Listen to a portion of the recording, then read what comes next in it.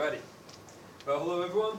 I'm Andrew Peck, and I'll be presenting to you the second half of Graphlab.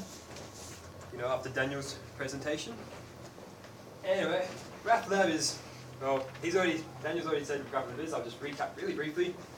Is a toolkit of graph-based applications. There you go. It is divided into 6 main sections.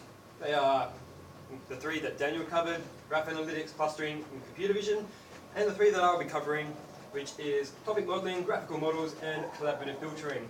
And after that, I'll briefly describe some of the issues we came across when compiling Graphlab and basically run down of how to actually do it. So, starting with topic modeling. Well, topic modeling is basically a method of grouping documents together that share similar topics.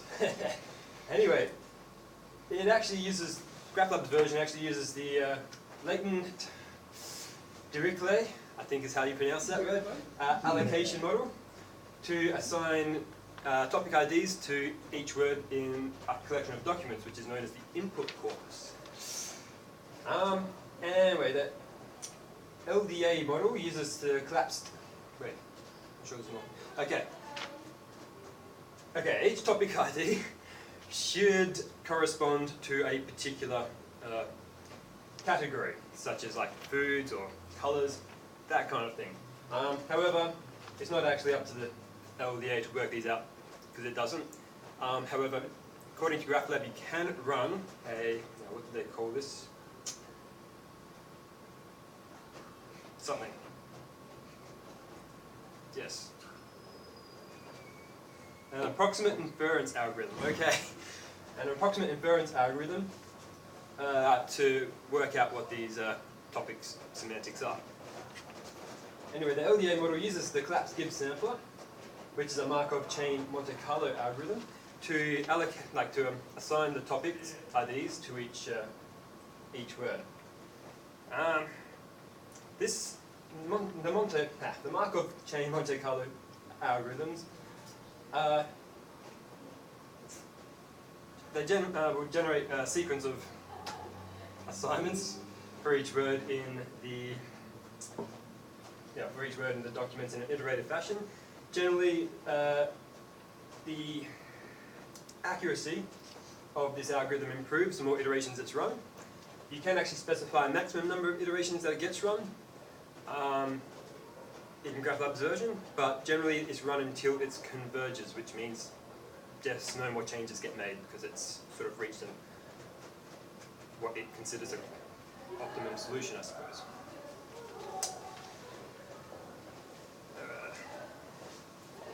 Anyway, so I'll just leave it at that for topic modeling. Next is graphical models. This contains 2 main algorithms. They have the distributed dual composition and also a structured prediction model, which I'll cover shortly. The distributed dual composition, I'm a little bit fuzzy on it because I haven't really read up too much about it, but it solves the relaxation of difficult optimization problems, and does this by dividing large problems into smaller sub-problems. Then it solves the small problems, sub-problems, and it will combine them into an approximate global solution. Does it somehow use the dual of the graph or something? Is that why it's called that? I wouldn't even know what a dual of a graph is, to be honest. I think it's where you swap edges for vertices and vertices for edges. Okay, weird. Fair enough. But, okay. I'm not going to ask questions in my own talk. Anyway, dual decomposition has been used to solve problems such as the maximum a posteriori. Thank you. Inference problems in Markov random fields. An interesting note is that this algorithm actually expects the input Markov random field graph to be in the UAI file format, which is not one of the standard Graphlab file formats. And since Daniel asked me to cover them, I will quickly cover the supported, the standard Graphlab file formats. they use TSV, which is tab separated values. Snap, which is basically tab separated values, but you can have comments in the file as well. These two files actually, each line in the file contains a vertex in the graph and another vertex that it's connected to. And then you've got the ADJ file format, which is similar to the TSV file format, except you can actually list a vertex and a whole list of vertices that it is connected to, rather than having numerous separate lines to specify multiple connections. And then they're the human readable formats, and they support a bin TSV4 format, which is a binary format for the graphs. Okay, so then what is this format that you were saying? This is UAI. It's not one of the... And is it something that converter can convert from and to? I don't think so. I think it only converts between the standard Graphlab file formats. I think this one's just different altogether. I don't think anyone mentioned it. Yeah, they don't mention it in the Graphlab documents under the supported file formats.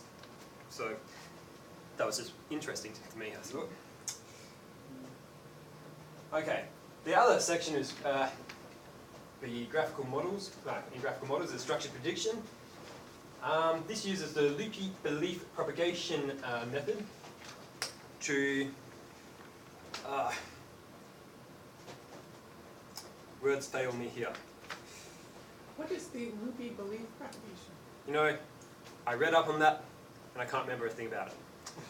Well, you should update us on what that means, because Well, You it know sounds that- you know that if you- recursive and like guess based on the name, like yeah, It you would know, feedback you know and- that if you mention the words loopy belief, somebody is going to say to you, "What in the world is that?" I know, and I actually had every intention of finding this out in advance, and I read up on it, and I didn't write any of it down, and I forgot about it the next day. So that's why I do not have answers for you right now. But, yes, unfortunately I just don't remember. Anyway, the structured prediction model is actually useful for solving a whole range of prediction tasks. One such method is actually denoising noisy images. This is just a visual example of how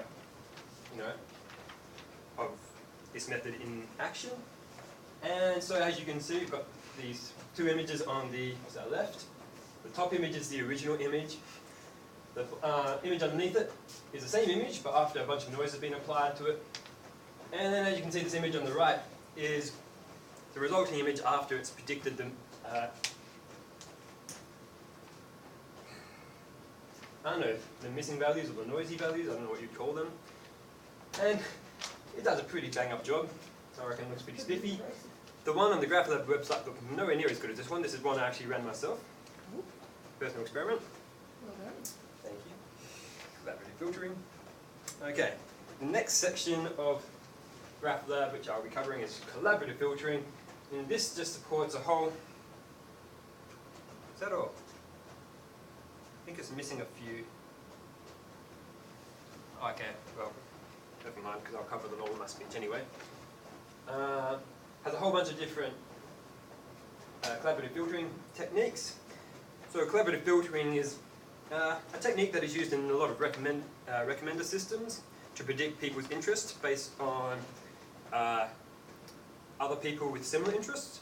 So if someone likes similar things to you and they also like something that you do, that you haven't looked at yet, then the system basically say, hey, you might like this.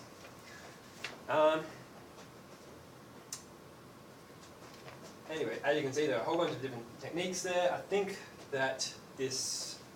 What is alternating least squares? I'll cover that in just a second. Oh, okay. Ish. There are more, I think, except I think it's cutting the bottom of my slide off.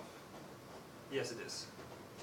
Okay, because as you can see, the weighted ALS at the bottom there has been cut off halfway across the line. So but anyway, alternating least squares is a simple yet powerful method, and actually I didn't write much down about that. but it's pretty fast, pretty good results. Okay, do you know what least squares is? Least squares, something to do with the square distance between 2 points, or between the actual point and the predicted method, right? Yeah, so basically it's a statistics way of drawing a line. Yeah, to determine how much of an error there is between Yeah, two so values. it's like data fitting, basically. Yeah. You get your model and you fit it to your data and you calculate the square this distance is and then you determines, yeah. the parameters and attempt to minimize it. So I guess what I wonder is what does alternating mean? Well, it's not in the scope of my presentation, however, the documents in Graphlab, great source of information on all things Graphlab. He's telling me to RTFM, I'm like, What's RTM? Say read the yes. manual. RTFM, you No, know I the was, I was there. Yeah. Graphlab is such a large, It is. Read the free manual. large the free manual. That's- collection of applications, and It this is is. just a very short talk. I just couldn't possibly cover Oh, such okay. complex topics in such detail. Uh-huh. So, you know, It's a very posh. can't fit everything in, unfortunately. So something's got axed, just like the meaning of alternating there. So, But they all perform collaboratively. the next method is CCD++, which is basically ALS with parallel coordinate descent. Don't ask me what that is. It is faster than the alternating least squares method, but it is less accurate. Sad face. SGD is the stochastic gradient descent method. It's a fast method, but it has a parameter called step size, so you can guess what that is, I'm sure, which you need to tune in order to get more accurate results. And it generally requires more iterations than the alternating least squares method does. Now the biased SGD is an improvement upon the original. Still a fast method, and still requires you to tune its step size, but I don't think it requires as many iterations. SVD++, it doesn't have an unabbreviated form according to, because that I could find on Graphlab, unfortunately, I'm sorry. I would assume that means singular value decomposition. SVD, singular value decomposition, there you go. Is a more, Do you know what a singular value decomposition is? I know what singular means, I know what value means, and decomposition, yeah. But probably not all put together. No. I'm guessing. That's what SVD See, is. so the This is, singular unfortunately, I value- did not put as much effort into this as I would have liked to for this presentation, simply because of a series of consequences over my weekend, which are unforeseen words, whatever. Okay. But anyway, it's more accurate than SGD once it's been tuned, and relatively fast, but it has a lot of parameters that you need to adjust. Now, the weighted ALS, or weighted alternating least squares, is simple to use and allows for iteration of weights, which can be thought of as confidence in the prediction, no, in the recommendation. Unfortunately, it's only it only has intermediate accuracy and a high computational overhead. Now, sparse ALS, sparse alternating least squares, which you cannot see on the screen, I'm sorry, generates sparse factor matrices that can be clustered into similar user item groups. However, it is less accurate than the linear model due to the sparsification step. And then non-negative matrix factorization, which is basically the same as ALS, except the matrices that, not the matrices, the vectors in the matrices, okay, that it performs its calculations on, not contain negative values. Wait, okay. And that concludes those sections of Graphlab. Question. Yes. What is collaborative filtering? I just said that at the beginning. Oh, those are the algorithms. No, I said what it was. Can you repeat it? Collaborative filtering is a technique used in many recommender systems Oh, yeah. to predict people's interests based on people with similar interests.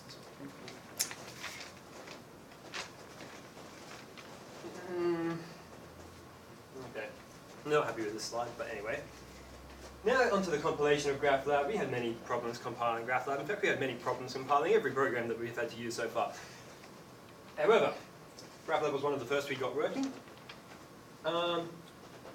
And yes, some of the issues we found is that it requires a lot of memory when compiling, so therefore we always needed to get an interactive job because they had a lot more memory for us to use. Otherwise it would crash halfway through the compilation. It required the use of a lower OpenMPI version, so we used OpenMPI version 1.4.5, and we had to use a GCC compiler.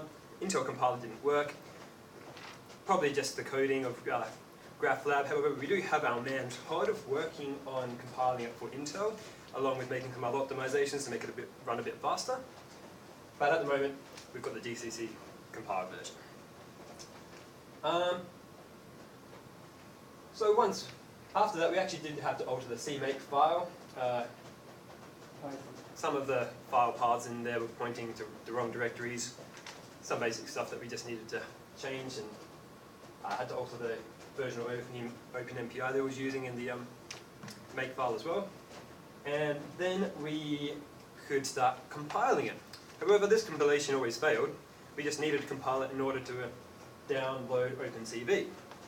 Because one of OpenCV's make files also had to be fixed, where we had to turn off the precompiled headers option. And then after that, basically clean out the make directory and you could recompile and it should succeed. And I did add a conclusion slide. Awesome. So, to conclude, Graphlab, toolkit of graph-based applications. The three applications that I covered was topic modeling, graphic models, and collaborative filtering. And then I also covered how to compile it and the problems that we faced. And that was my presentation. Thank you very much. Very nice. Oh, any questions? Yeah, any questions? Well, I looked up. Oh, sorry. What is Graphlab? It's a toolkit of graph-based applications. I said that at the start. You weren't paying attention to my talk. Yeah. Come on. 2 questions. I looked up the loopy belief propagation. So belief propagation is just a sum product message passing between thingies, but it's typically only applied to acyclic graphs, and so loopy belief propagation is an adjustment of that model to apply for cyclic graphs, and apparently the probability propagation has to be adjusted because there may not be any leaf nodes or something like that. So if nodes refer to each other in a giant circle, Yeah. then you get it going in circles, and you won't be Yeah, able to if there are solve any it. loops within inside the The graph, loopy then propagates through the loops that it encounters. Okay. so it's not about being crazy. It's literally I- there are I- loops in the yeah, graph. I thought maybe it was about, spreading cult beliefs or something. Yeah. Any recommendations? Or whatever? Oh, and the alternative least squares optimization. So it's a subset of non-linear least squares model fitting, and it's a direct search method for the parameter space. And so it works by varying each parameter individually until it reaches a new value for that parameter that reduces the overall square. And then it essentially has to tune each parameter individually instead of exploring the parameter space altogether. So I guess it would do that doing matrices like you talked about. So I mean, I've thought about that too in the past, but it doesn't always achieve the best results. Well, I Because mentioned if you have like 3 parameters, x, y, and z, and you've got x and y just set to a default parameter, and you tune x for those default parameters, so you've got the best x value for the x and y currently, then you tune the y based on the current x and z value, and you tune the z, that actually doesn't achieve the best result. That's right. That's the issue, because it's Yeah, really dependent on what that's your initial exactly results are. That's exactly right. yeah. Yeah, So if you're, You get the best solution based on the current x and y, the x and z values at the start, really. yeah, it says that this method is simple and effective when the parameters are not highly correlated. It has very poor convergence properties. Yeah. Yeah. It doesn't converge at all. Yeah. No, we can. Well, no, it does converge on a solution. But not it is the useful best. for finding initial parameter estimates for other We may models. have more. Yeah, it is. That's a good way of finding a good initial parameters, and I guess the more times you iterate it, Yeah. the more accurate results you get. Yeah, but you're right about varying the parameters individually. Usually you might get stuck in like a local minimum Yeah.